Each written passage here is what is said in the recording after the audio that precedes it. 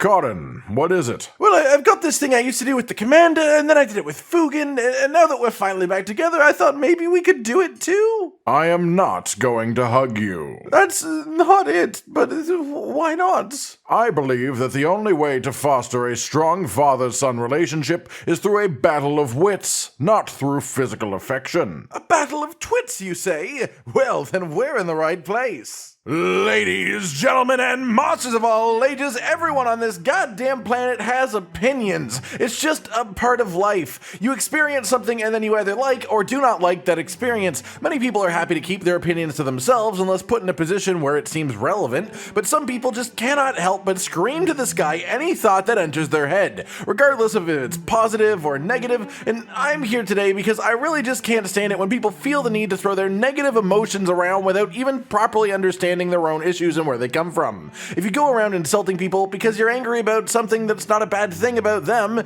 but it sure says a lot about you. If you say that something is bad because it's not like this other thing, while being completely inaccurate within your comparison, then you've thrown all reliability of your words out of the window. Yes, there are valid criticisms of Monster Hunter. They exist. Valid criticisms of Sunbreak. They also exist. I am not saying that the game is infallible, that it's a masterpiece, but I hate negativity for negativity's sake. So let's talk about some dingus tier behavior for a bit and try to get some fun and enjoyment out of things that would otherwise just be pure negative energy put out into the world, alright? First, a quick disclaimer that I don't have any personal issues with any of these people I'll be quoting today. Honestly, more often than not, these types of comments just come from people who are misguided and just taking out their anger on something that has nothing to do with what the root cause is of their anger. That said, let's get into it. Gallius, if you wouldn't mind. Do I have to read it exactly as is? Yeah, I would prefer it that way. Oh, well, in that case, I heckin' love getting fisted for 20 minutes by a monster that almost one-shots me every time it hits me. Oh, wait, what was that? You just lost 90% of your HP from one hit? Let me introduce you to Blood Blight. Now your healing items will heal you for less than they're supposed to, because why not? Haha, fun game.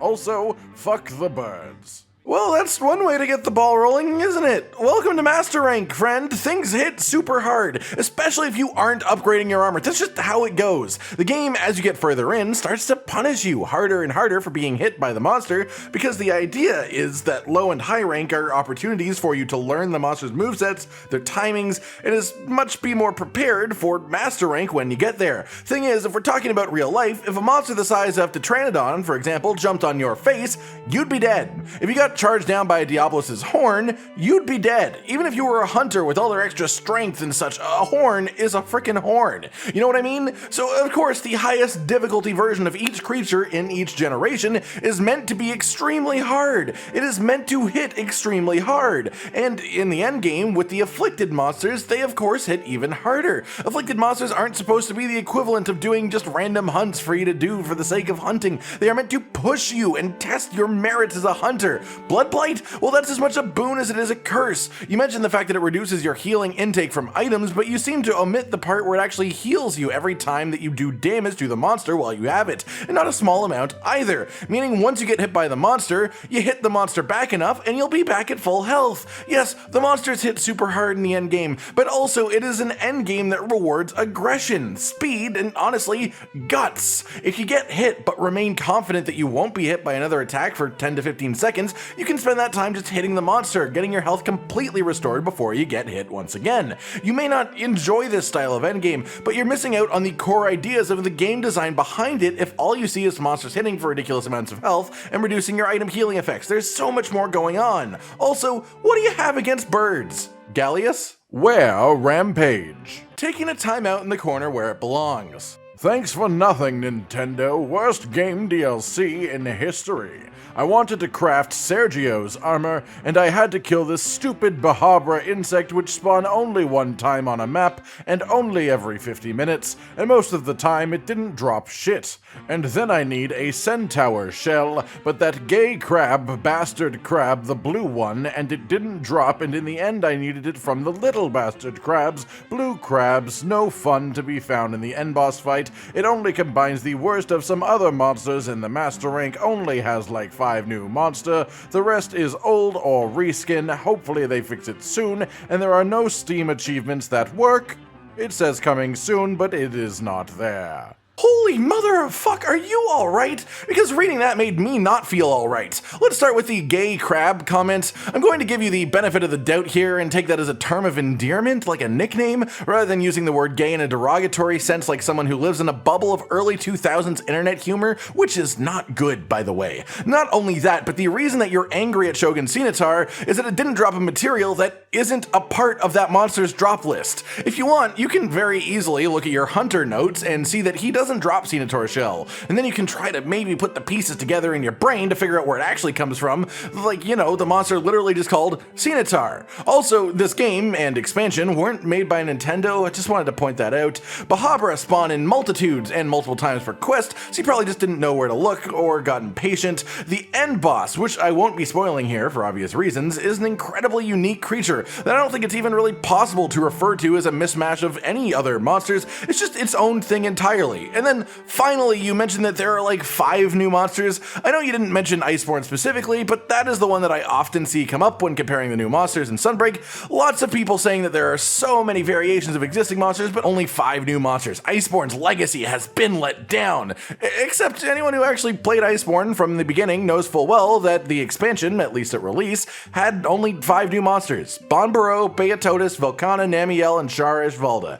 Every single other thing was a returning monster or a variation of some sort that is not substandard by any means. You just built your own expectations and then were disappointed when your expectations weren't reality, alright? Gallius. The first 3 hours, only 1 new monster, the crab from second, and I pay $30 for this shit. First up, you're 3 hours into the game. Imagine watching the first 5 minutes of a movie in a theater, shouting, "There's only been 1 fist fight, this is trash!" then walking out and demanding a refund. Aside from that, yeah, okay, I see where you're coming from. This is one that I don't necessarily disagree with the base statement, but there is quite a clear reason behind it once you reach that further point in the game and realize what's going on. There are lots of monsters in Sunbreak that weren't in Rise, and the majority of them are simply higher tier monsters, higher difficulty. In Iceborne, they focused new monsters around the concept of creating a fun and exciting progression through the game, a way to go through the story that every quest you did that you were told to do was new. And then you reach the end game and realize that about half the game, half the new monsters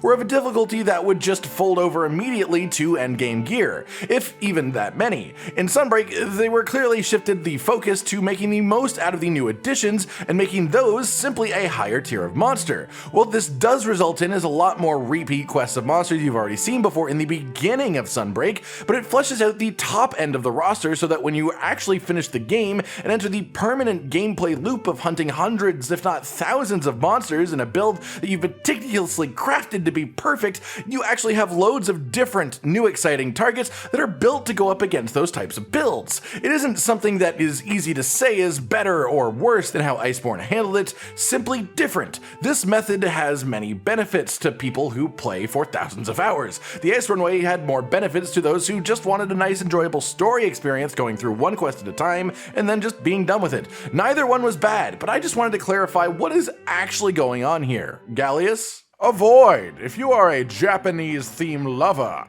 avoid this DLC right now. Your menu screen will be replaced by European theme and you will lose the Kimura song. Expecting to have a better room this time? No! You will have a cabin storage room which you cannot put your trophies, cannot modify your room as well. Monsters, FPS drops every time and you will encounter non-challenging new maps unlike Iceborne. New skills, the worst. You will have the user interface in the center blocking 1/4 of your screen. Overall, 3 out of 10.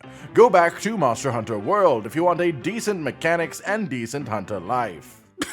Sorry, that first part made me actually laugh a little bit. I brought the expansion for my game that has a lot of content, but now my menu screen matches the new content, not the old stuff. Second, I'm sorry that the room isn't to your liking, but we literally took a boat to an outpost. It isn't even the main base for these people. They aren't going to have like a 5-star penthouse waiting for us to snatch up or something like that. You still have the old room, it's still there, you can go back to it. It may not be a fun gameplay mechanic, but it is a logical result of the situation at hand, the story story that is being played out. As for FPS drops, that is entirely dependent on your hardware. I've not had those issues myself, though I know some people will.